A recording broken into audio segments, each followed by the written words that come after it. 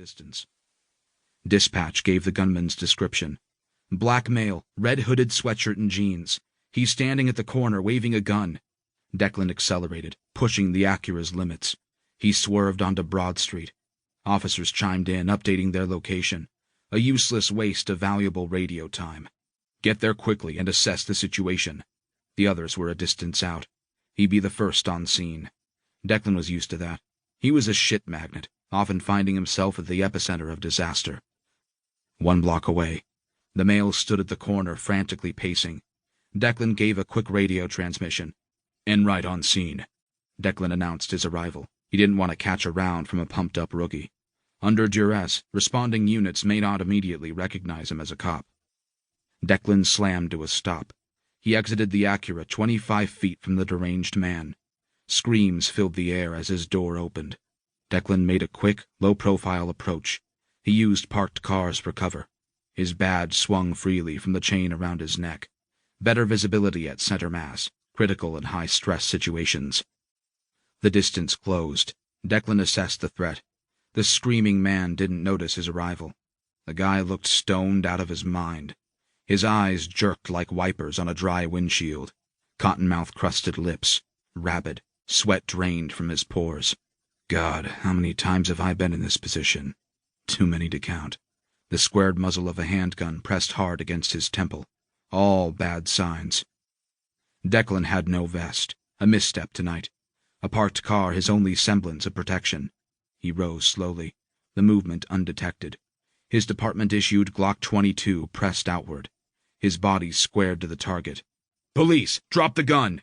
Declan boomed, going into autopilot. Experience his guide. "Kill me! You have to! Only way out! Do it! Do it now!" Visceral anguish in the pleas. Frothy spit flew from his mouth. He was a cornered dog, frightened and desperate. "What's your name, bro? I'm Declan." Trying to humanize himself. Harder to kill someone when you know their name. Not impossible, just harder. "Jamal. My name's Jamal." His bloodshot eyes widened, his pupils a metronome. Panic saturated his voice. "Jamal, let me help. I don't want to hurt you. And I don't want you to hurt yourself either, bro," Declan yelled. He needed to be heard. His voice was steady. Jamal's erratic movements slowed. His attention shifted to Declan. "I don't give a fuck about you, or what you want. I need to die. Just kill me. Please shoot me." Suicide by cop. It's a worst-case scenario. Too scared to do it himself. He wants me to finish it for him. A shitty position to put me in. Jamal began screaming unintelligibly, the rantings of a madman. Tough to negotiate with insanity. Declan's pulse quickened. Sirens in the distance. The sound announced the imminent arrival of other officers. The surrounding buildings echoed their call. The noise and additional units could rapidly escalate things.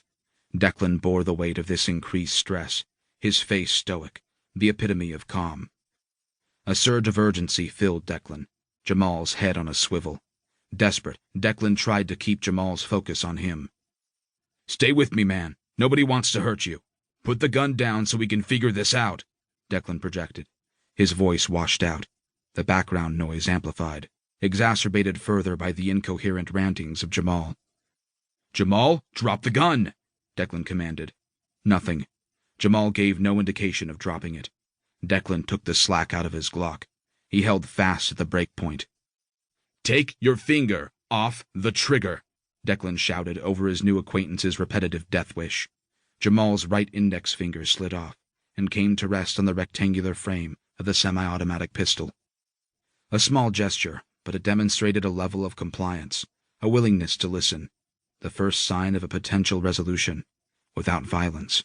It also gave Declan the advantage, action versus reaction. Jamal couldn't win the draw now. Declan made a mental checklist. He established the point of no return. If Jamal put his finger back on the trigger, moved the gun from his head, or advanced on any of the responding officers or civilians, then Declan would take the shot. He hoped it wouldn't come to that. Anticipate the worst and hope for the best. The fast-paced negotiation continued. Life hung in the balance. Please don't force my hand. "Jamal, tell me what's eating at you. I'm no shrink, but I'll listen." Declan did his best to convey compassion. "My baby! He's going to kill him. I've got to. Just kill me."